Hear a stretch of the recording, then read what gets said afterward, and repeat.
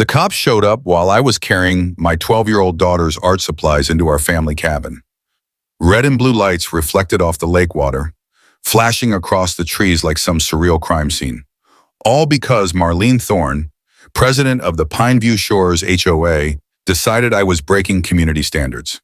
Imagine this. I'm holding Sophie's rainbow easel, pine needles crunching under my feet, and two deputies pull up because this clipboard-wielding tyrant called them on a grieving father. She claimed I was violating parking policies, noise rules, and even interior decor regulations, just for bringing my daughter's things into our own cabin.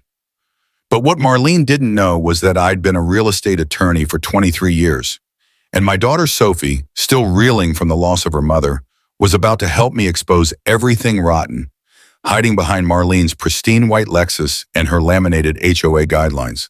Let me back up.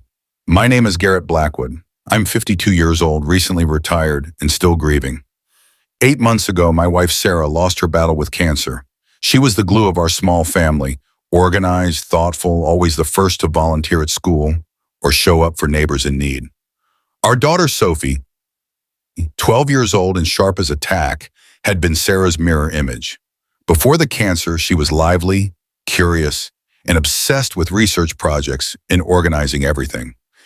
After Sarah died, she retreated into silence.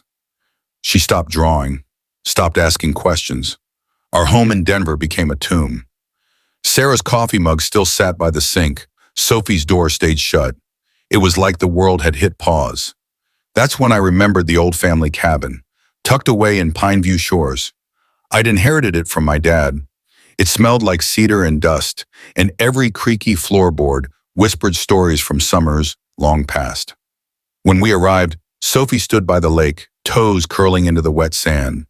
She looked out across the water and whispered, "Mom would have liked it here." That's when I knew we'd stay, maybe for the summer, maybe longer. What I didn't know was that our lakeside refuge came with a 47-home HOA run by a woman who ruled like she was guarding the gates of heaven itself. Marlene Thorne, 64, hair stiff as steel, clipboard glued to her hand. She'd been HOA president for over a decade, unopposed. Most people were too exhausted or too intimidated to run against her. She fined people for feeding birds. She sent letters about mailbox height. She personally inspected each property, and I swear her Lexus never had a speck of dust on it. She was a tyrant with a badge of bureaucracy. The covenant document, 23 pages long. I later compared it to the Geneva Convention, and I'm pretty sure it was stricter. We started moving in over Labor Day weekend. Sophie helped me unpack boxes, asking about boats at the dock, pointing out birds, and slowly starting to smile again. That was the first time I saw a flicker of life in her since Sarah's funeral. Then Marlene showed up. She walked down our driveway like she owned it, not even bothering to ask permission. "I'm Marlene Thorne, HOA president," she said like she was announcing royalty. "Your moving truck violates the 72-hour temporary vehicle ordinance." I explained politely that my wife had passed and we were settling in, that we might need some grace. Her reply? "Grief doesn't exempt you from community standards. $50 per day fine after the grace period." Then she spotted Sophie's easel and desk inside the front room. "Those are visible through your windows," she snapped, scribbling on her clipboard. "They violate our neutral decor standards. You'll need to cover or remove all non-compliant furnishings." Sophie was standing nearby. She heard every word, and for the first time in months, her eyes lit up. Not with joy, but with anger. I calmly told Marlene we wouldn't be complying. That was when she threatened enforcement. I didn't expect what happened next, but I'll tell you this. It would be the moment everything changed, not just for me, but for Sophie too. The next morning, I was sipping coffee when Sophie whispered, "Dad, she's back." Through the kitchen window, I saw Marlene marching up the driveway with her so-called inspection team, two reluctant neighbors carrying clipboards, looking like they'd rather be anywhere else. She knocked like a sheriff with a warrant. When I opened the door, she handed me a stack of violation notices, each stamped with an official-looking seal that probably came from Staples. "Multiple infractions," she declared. "Unapproved dock stain, non-neutral furnishings, unauthorized lighting fixtures, Total, 400 in fines, due out immediately. As she read them out loud like a courtroom judge, her team wandered our property snapping photos. One photographed Sophie's bike leaning against the wall. Another, her swing through a window. That's when Sophie tugged my arm again. "Dad?" she whispered. "They're not allowed to do that, right?" Her words stopped me cold. I've been a real estate attorney for over 2 decades. I knew better, but sometimes it takes your kid to remind you of the basics. HOA inspections require written notice, 48 hours in advance. No notice, no inspection, no fines. I stepped outside and said, "Marlene, show me your copy of the covenant." She hesitated, fumbled with her clipboard. "Section 4.7, I said firmly. "Inspections require written notice. You didn't provide it. All of these are invalid." Her professional smile cracked. She turned red. Her clipboard shook in her hands. "I've been running this HOA for 12 years, she barked. "Before you dragged your Denver problems out here." Sophie, standing behind me in her pajamas, spoke up. "Mom used to say bullies pick on people when they're sad." The silence was instant. Her inspection team looked down at their shoes. Even the birds stopped chirping. Marlene huffed and stomped back to her Lexus, muttering something about how this wasn't over. The diesel engine roared as she drove away. And in that moment, I realized this had nothing to do with lawn rules or mailbox heights. It was about power. She thought we were easy targets, but what she didn't know. Sophie was starting to wake up. That night, Sophie and I laid out the HOA documents on the dining table like evidence in a courtroom. She had her notebook open, highlighters in hand, yellow for rules, green for money, pink for anything that felt wrong. "Dad," she said, pointing to a page, "this window rule about neutral decor, it's not in the original 2019 version." She was right. It had been added later, quietly, illegally. We kept digging. I pulled up property records and cross-referenced HOA budgets. Then we found it, a $47,000 landscaping improvement, approved in 2021, just 1 month before Marlene's property got a fancy new fountain, stone walkway, and a topiary hedge shaped like a swan. Sophie's eyes narrowed. She used HOA money for her own yard. It got worse. We found a payment to an LLC for administrative services, an LLC registered to Marlene Thorne. "She paid herself," I muttered. Sophie's jaw dropped. "She's stealing." I nodded. "Yeah, she is." Then Sophie asked a question that would change everything. "Can we prove it?" I looked at her. I saw fire, purpose, the same spark her mother once carried. "Yes," I said. "We're going to try." 3 days later, Sophie and I were moving Sarah's old upright piano into the living room. Sophie directed like a tiny foreman. "A little left. No, too much. There. Perfect." That's when we heard it, gravel crunching outside. 2 sheriff's deputies stepped out of patrol cars. Behind them, Marlene, arms folded, smirking. The older deputy looked tired. "Sorry, sir," he said. "We got a noise complaint and a call about possible harassment involving a community dispute." I kept my voice steady. "Officers, I'm Garrett Blackwood. This is my daughter, Sophie. We're moving into the family cabin. That piano belonged to my late wife." Sophie stepped forward, holding her notebook. "Mom taught me to play before she got sick," she said quietly. "It's not very loud." The younger deputy softened. "I'm sorry, sweetheart. When did she pass?" Sophie didn't hesitate. 8 months, 2 weeks, and 3 days ago. And then Marlene, stone-faced, made her fatal mistake. "Emotional backstories don't excuse property violations," she snapped. Both officers stared at her like she'd just kicked a puppy. The older one cleared his throat. "Ma'am, this isn't a criminal issue. Looks like a civil matter between neighbors. We're done here." They left with apologies. Marlene, however, didn't. That night, Sophie and I got to work. She spread out the HOA's financials like a puzzle and started color-coding everything. She highlighted inconsistencies, labeled board meetings where suspicious payments had been approved. And then, while cross-referencing with the state databases, she froze. "Dad," she said, "the HOA isn't even a company anymore." I leaned in. The Pineview Shores HOA had failed to file 3 consecutive annual reports. Status, dissolved. It's not just unethical, I whispered. It's illegal. They have no authority, no right to collect dues, no right to fine anyone. Sophie's eyes narrowed. If she knew that and kept collecting money, that's fraud. My daughter wasn't just coming back to life. She was on a mission. We scheduled a meeting with Marlene the next day. Sophie insisted on coming. The HOA office turned out to be a moldy shed behind her house. Folding chairs, a card table, Marlene at the center like a queen before her court. Sophie stood tall and placed her 3-ring binder on the table. Mrs. Thorne, she said, your HOA has been legally dissolved for 3 years. She laid out the documents. The timeline, the missing reports, the state's dissolution notice. One board member blinked. What is this? It's fact, Sophie replied. Then came the final blow. Jim Reeves, a neighbor, spoke up from the back. I've seen Marlene meeting with developers. They've been measuring docks, planning something. Sophie opened another tab. Pinnacle Properties. They specialize in luxury lakeside development. Then she held up our deed, highlighted in yellow. There's a legal easement that protects family access to this lake.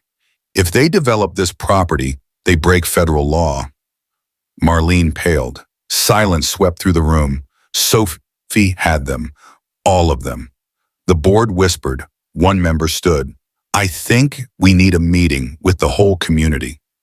After that shed showdown, Sophie was unstoppable. She launched what she called her neighborhood research project, telling residents it was for a school assignment on community living. But really, it was a masterclass in intelligence gathering. Adults tell kids things they won't tell other adults, she explained with a grin. And she was right. Linda Martinez showed Sophie a $300 fine for 2 ceramic gnomes. Mark Rodriguez, a contractor, was penalized for parking his trailer in his own driveway. Both fines issued by Marlene. Both cases never applied to her friends. Sophie documented everything. Quotes, dates, scanned letters. She tracked them in a binder that was now twice as thick. Meanwhile, Jim introduced me to neighbors who'd been quietly battling Marlene for years.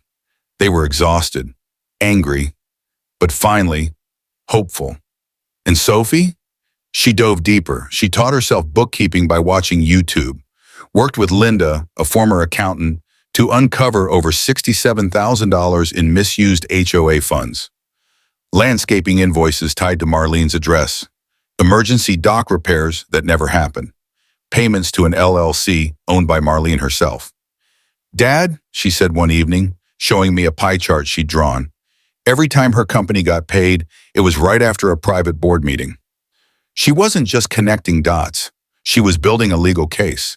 We filed to reinstate the HOA legally under the original bylaws, which required fair elections and homeowner approval for major expenses. Sophie gathered petition signatures from 23 homes, 49% of the community, in just 2 days. Then we set a date for an emergency meeting. Let Marlene think she still had control. Let her bluff and threaten. We were ready. But Marlene wasn't done scheming. That Friday, every mailbox on the block got a flyer, a community safety alert. It claimed I was mentally unstable, that I'd become aggressive, that my emotional state posed a risk to the peaceful family atmosphere of Pineview Shores.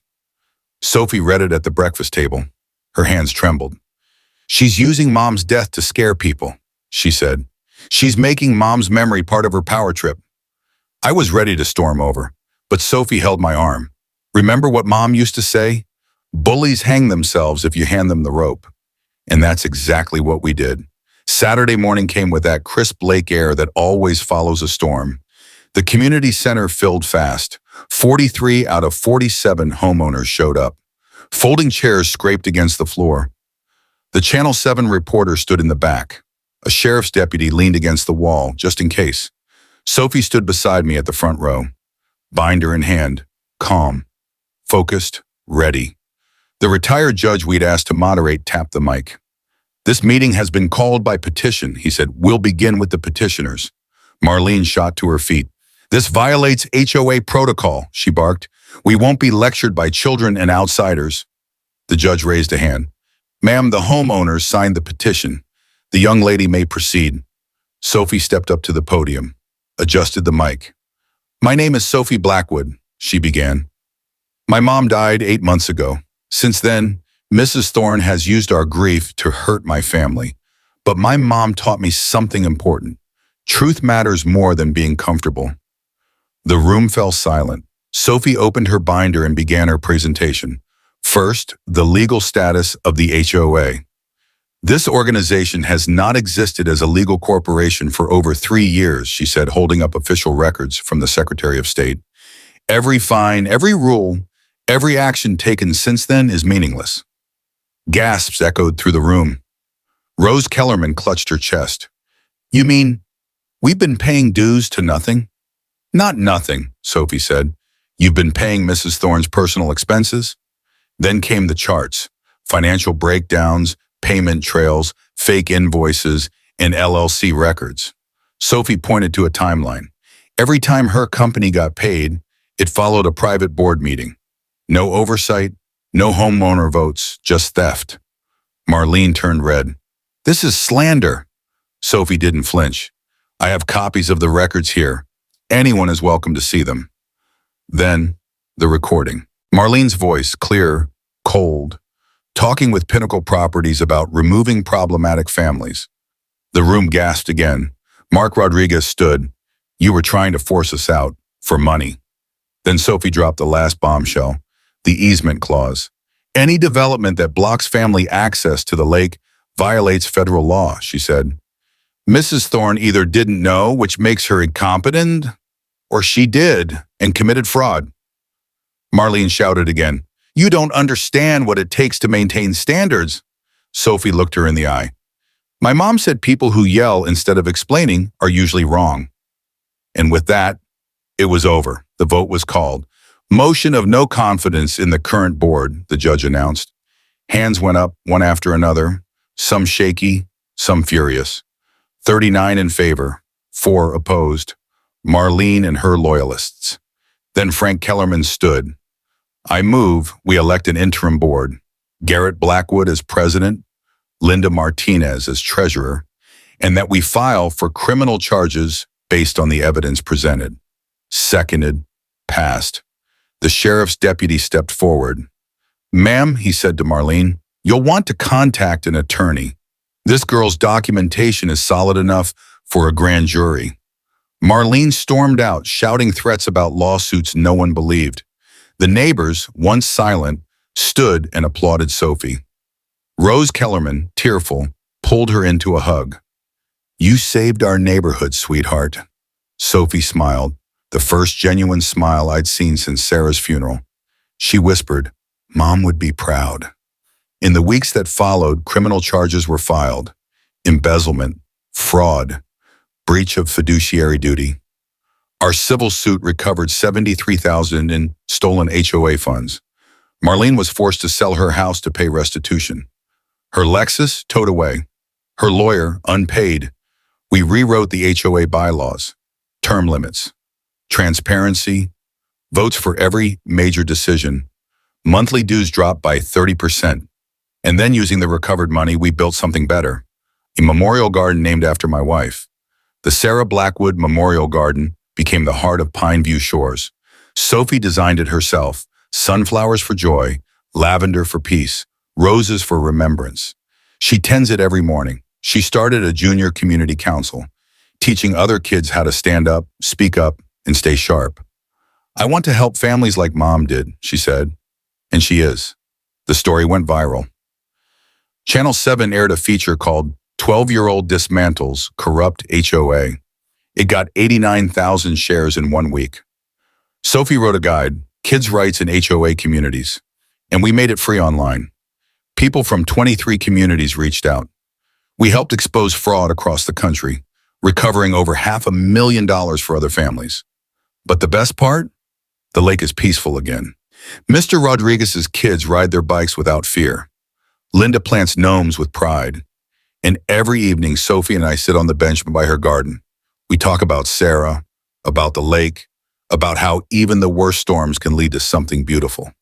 Mom, Sophie whispers to her photo, we did good. And she's right. Sometimes it only takes a 12-year-old with a notebook to save an entire community. So what started as a quiet summer at a lakeside cabin turned into a fight for truth, fairness, and family. A 12-year-old girl, armed with nothing but a notebook and a memory full of grief, brought down a tyrant and helped rebuild a broken community. Because when families stand together, bullies don't stand a chance. If this story moved you, inspired you, or reminded you that even one voice can spark change, don't forget to like, share, and subscribe to HOA Karen Central for more real stories of justice served. Until next time, keep standing up, keep speaking out, and remember, every neighborhood has a Karen, but now we've got Sophie,